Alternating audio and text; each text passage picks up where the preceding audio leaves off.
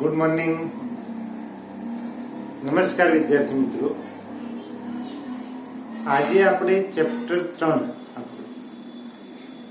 ધોરણ 11 ચેપ્ટર 3 સુરેખ પથ પર ગતિ અને એનું સ્વાધ્યાયનું એક્ઝામ્પલ 9 જે આપણને સમજવામાં થોડી મુશ્કેલી પડે છે તેવો એક્ઝામ્પલની સમજ આવી છે મિત્રો કે એ અને બી કોઈ બે શહેર છે અને આ બે શહેરોને જોડતી સુરેખ માર્ગ પર એ થી બી તરફ અને બી થી એ તરફ ચોક્કસ સમયગાળે બસોની આવન જાવન થાય છે અને આપણને રકમમાં સ્પષ્ટતા કરી છે કે ભાઈ અહીંથી એ આગળથી કોઈ બસ નીકળી આમ એ કંઈક આગળ પહોંચી પછી તરત કેપિટલ ટી સમયે બીજી બસ નીકળી, કેપિટલ ટી સમયે ત્રીજી બસ નીકળી. આમ ચોક્કસ કેપિટલ ટી જેટલા સમયગાળે અહીંથી બસો ક્રમશઃ એથી બી તરફ અને એ જ રીતે બી થી એ તરફ ક્રમશઃ બસો ચોક્કસ સમયગાળે ગતિ કરે છે. તો હું આમ સમજુ કે ભાઈ એક બસ અહીંથી આમ નીકળી એ પહોંચી, પછી લાગતો સમય કેપિટલ હોય તો બીજી નીકળી, એટલા સમય ત્રીજી નીકળી. એટલે આ મેં પ્રયત્ન કર્યો છે કે કેપિટલ ટી જેટલા સમય જે બસો ક્રમશઃ નીકળી એમને કાપેલું અંતર છે અને સ્પષ્ટ વાત છે કે બસોનો વેગ એક સમાન વેગથી અચળ વેગથી ગતિ કરતી હોવાથી લાગતો સમય પણ સમાન હોવાથી દરેક બસ વડે કપાતું અંતર એક સરખું હશે. આ રીતે એથી બી તરફ બસો વચ્ચેના અંતરો પણ એક સમાન હશે. અને આ અંતર મારે ગણવા હોય તો હું માની લઉં કે બસની ઝડપ VB હોય તો ટી સમયગાળે કપાતું અંતર L બરાબર તો ઝડપ બરાબર અંતર ભાગ્યા સમય, તેથી અંતર બરાબર ઝડપ ગુણ્યા સમય VB into T. પરંતુ મિત્રો અહીં T આપણને મિનિટમાં આપ્યો છે અને આપણી ચર્ચા કિલોમીટર પ્રતિ કલાકમાં કરવી છે, એટલે મેં T જે મિનિટ હતો એને T ને 60 વડે ભાગી અને અથવા આમ લખું T જે મિનિટમાં આપેલો એને મેં 60 વડે ભાગી અને કલાકમાં કન્વર્ટ કર્યું. એટલા માટે મેં ઝડપ ગુણ્યા સમય એટલે ઝડપ VB અને સમય કેટલો T ભાગ્યા 60 આ મેં કલાકમાં લખ્યું છે એટલે 60 વડે ભાગ્યો. એટલે હું બસ A થી B તરફ કે B થી A તરફ જતી હોય બસનો વેગ જો VB હોય, આ બસ માટે B મેં લખ્યું છે, તો તે સમયગાળે કપાતું અંતર L એટલે આ જે ડિસ્ટન્સ છે અહીંથી અહીં સુધીનું L. અથવા હું એમ પણ કહી શકું કે વિરુદ્ધ દિશામાં પણ સમાન વેગથી અને સમાન સમયગાળે બસો નીકળે છે, B થી A તરફ પણ સમાન સમયમાં સમયગાળે નીકળે છે, તો બે ક્રમિક બસો વચ્ચેનું અંતર L એ આટલું થાય.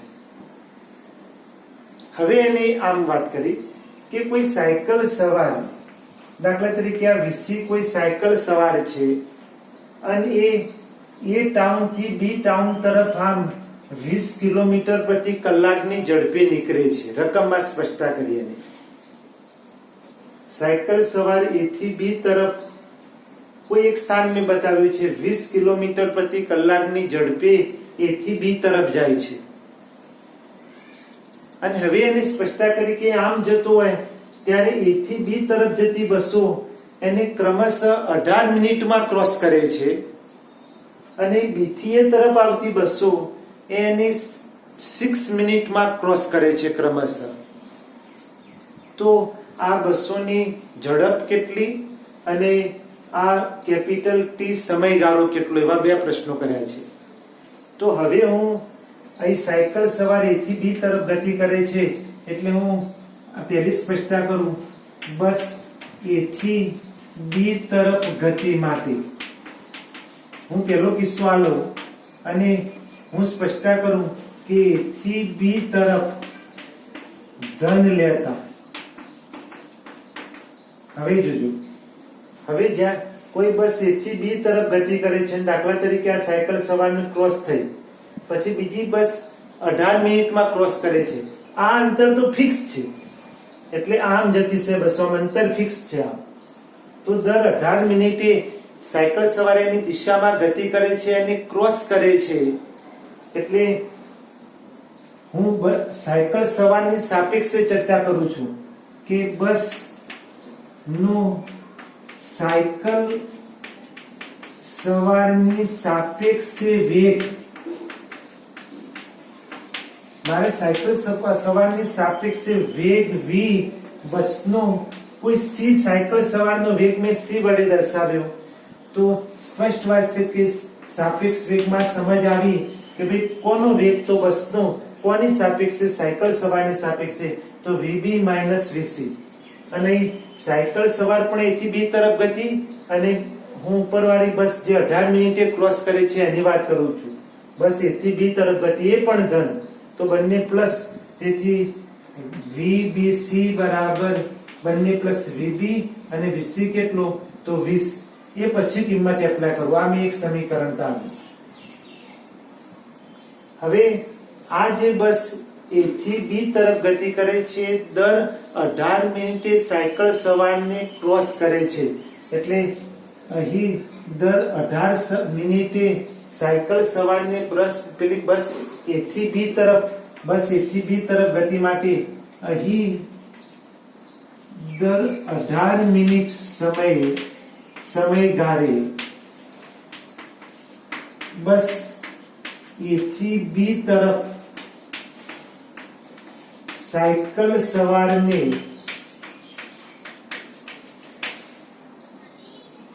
ક્રોસ કરતી હોવાથી એ અંતર, અને અંતર તો L જ હોય. તમે સમજો મિત્રો કે આ બસ આમ એક સરખા વેગથી એક સરખા સમયગાળે ગતિ કરતી હોય, તો સાયકલ સવારને પણ દરેક વખતે આ બસે ક્રોસ કરી પછી બીજી બસ ક્રોસ કરે, એ વખતે રહેતું અંતર તો સમાન જ હોય.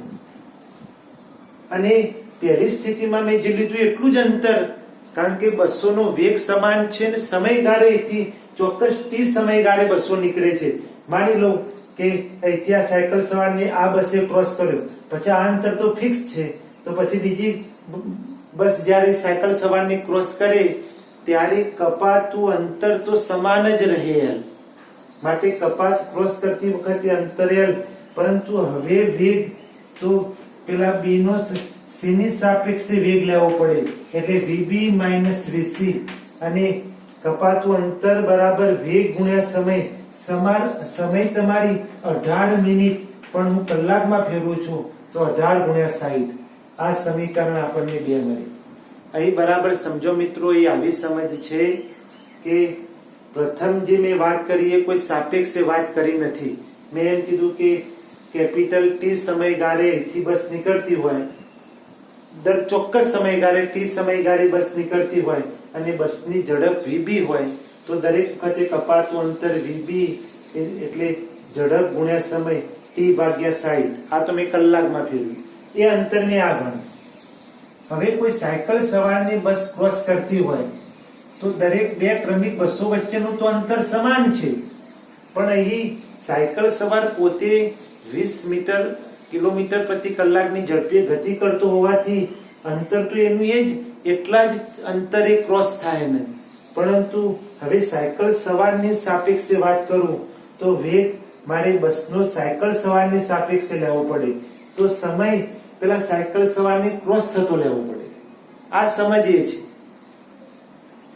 એટલે મેં સમય અંતર તો ફિક્સ છે L, દર L જેટલા અંતર, આ અંતર તો સમાન જ રહે છે, બસ આમ જાય છે આમ, એટલે અંતર L બરાબર અહીં મેં વેગ ગુણ્યા સમય, પણ હવે સાયકલ સવારની ગતિ છે એટલે સાપેક્ષ વેગ મેં લીધો.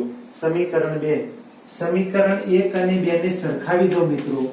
1 અને 2 સરખાવતા તો આમ મને vb vc 18 ભાગ્યા 60 બરાબર vb t ભાગ્યા 60 સમીકરણ 3. આ જે મેં ચર્ચા કરી 200 a થી b તરફ જતી હોય ત્યારે, હવે હું બીજો કિસ્સો ની ચર્ચા કરું. બસ b થી a તરફ ગતિ કરે ત્યારે, બરાબર સમજો. હવે હું 200 અહીંથી આમ જાય છે, સાયકલ સવારની ગતિ તો આમ જ છે. 200 b થી a તરફ, એટલે આ 200 ની હું વાત કરું છું. તો હવે હું એક સ્પષ્ટતા કરું કે b થી a તરફ ધન લઉં.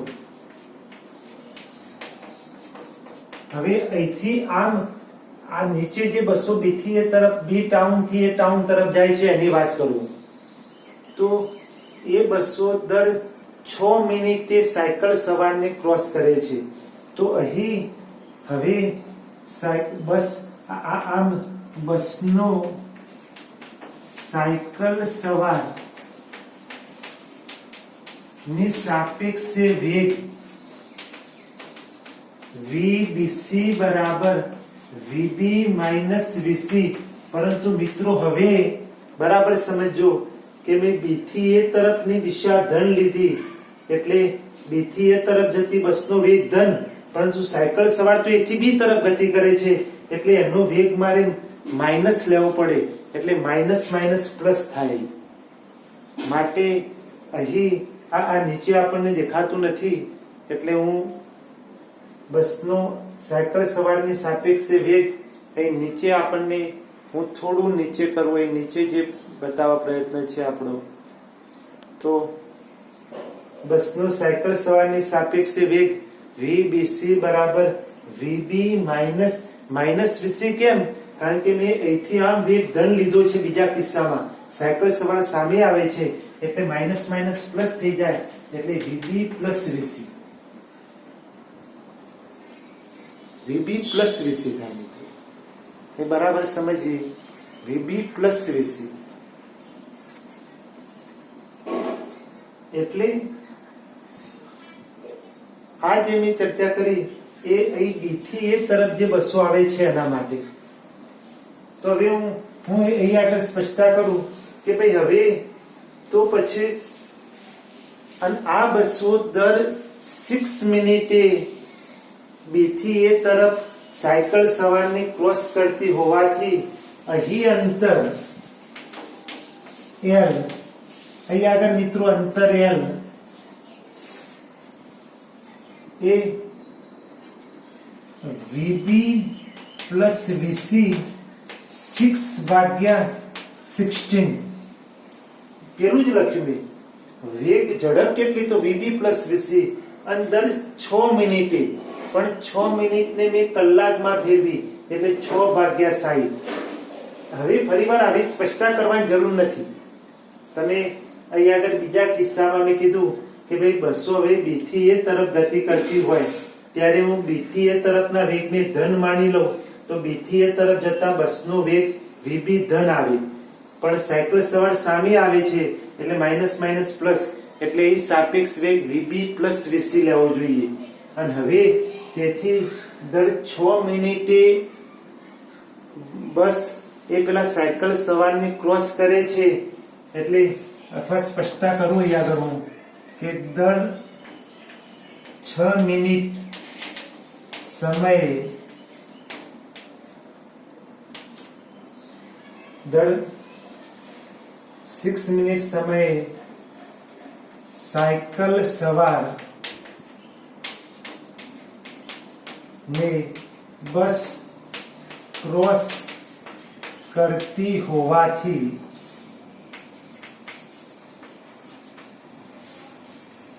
અંતર l બરાબર vb પ્લસ vc ઝડપ ગુણ્યા સમય 6 મિનિટ, પણ 6 ભાગ્યા 60 કલાકમાં ફેરવ્યું.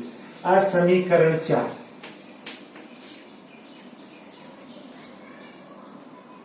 એક મેં a થી b તરફની ગતિ માટેનું સમીકરણ તૈયાર કર્યું મિત્રો, સમીકરણ 2.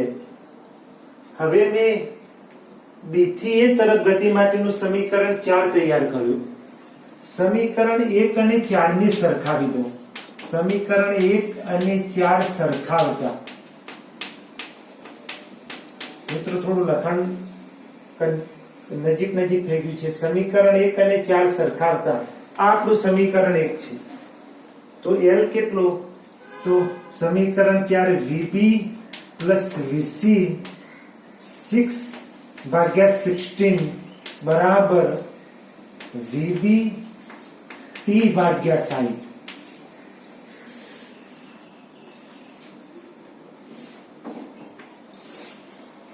આ જે સમીકરણ છે મિત્રો, આનું 5 નામ આપો.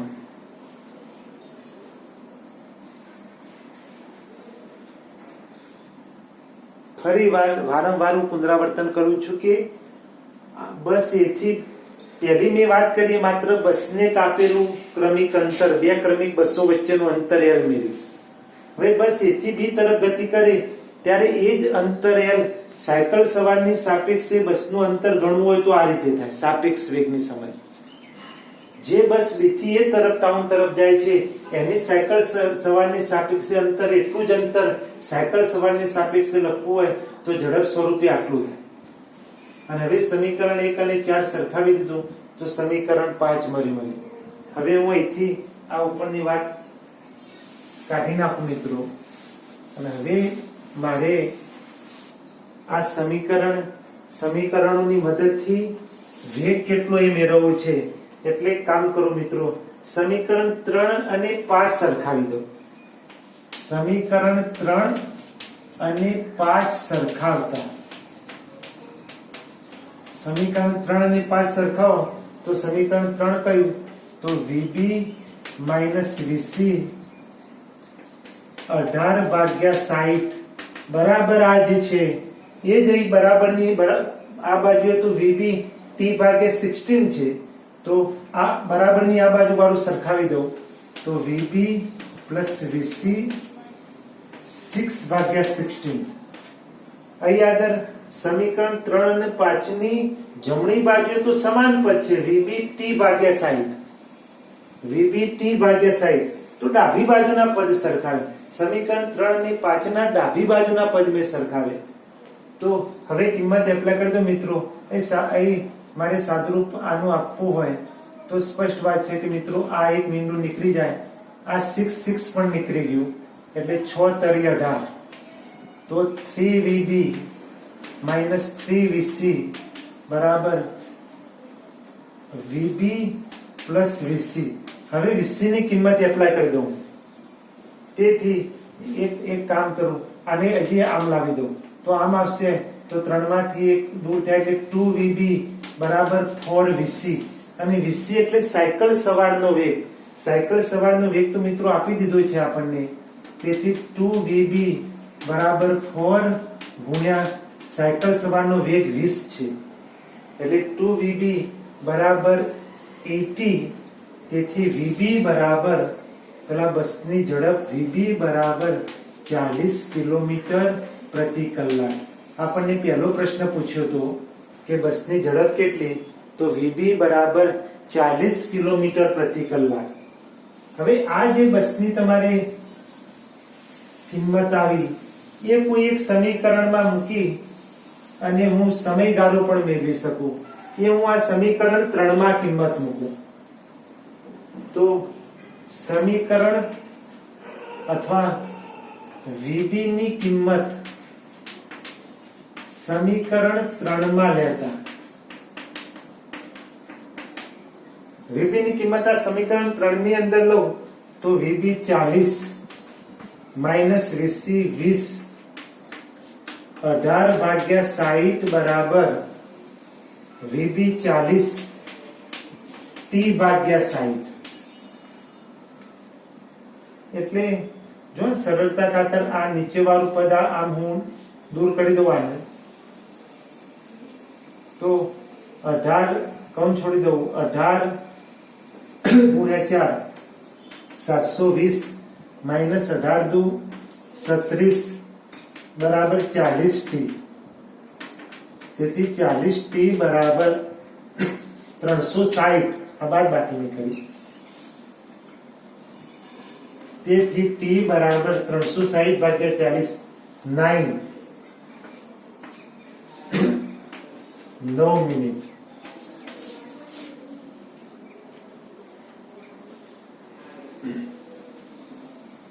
આગળ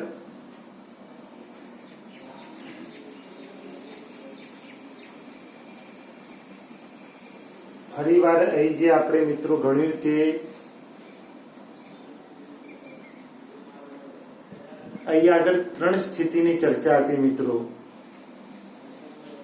મેં 3 સ્થિતિમાં વાત કરી કે માત્ર બસને ધ્યાનમાં લઈ અને એથી બી તરફ ગતિ હોય, બસનો વેગ વીબી હોય તો કેપિટલ ટી સમયમાં કપાતું અંતર વીબી ઇન્ટુ ટી થાય.